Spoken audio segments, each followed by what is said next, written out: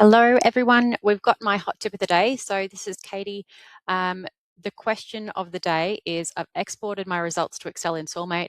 Where on earth are they? So common one. I'm just going to go through the process now. So I have gone through and followed the export to Excel process. So I'm just clicking through that really quickly so you don't have to brave all of that. And what we want to do is when we get to the section where it says, where do you want to save that file? We need to save it to the downloads folder. It is the one place that you'll be able to retrieve it from.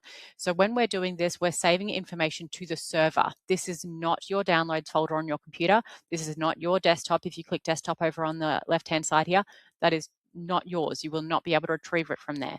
You need to click on downloads, give it a good name, save it.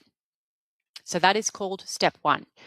Step two is actually retrieving it from the server where you've just saved it to onto your actual computer. To do that, we want to click on this first icon to the right of the yellow shield in the bottom toolbar. If you hover over it, it'll say downloads. It looks like a page with a little down arrow. Then it should open up on the downloads folder. If not, click on downloads on your left, remembering that downloads is the only place that you can use.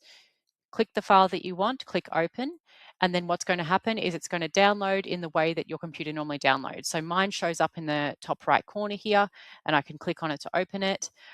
Usually it'll save to the downloads folder on your computer, but from whatever normally happens there, that's what's going to happen. So I've just clicked on the open button, and I can see on my other screen here that that's opening up. So I hope that saves you some drama. Save to the downloads folder on the server first, step one. Step two, click on that little yellow icon, the little icon to the right of the yellow shield and retrieve it from the downloads folder on the server.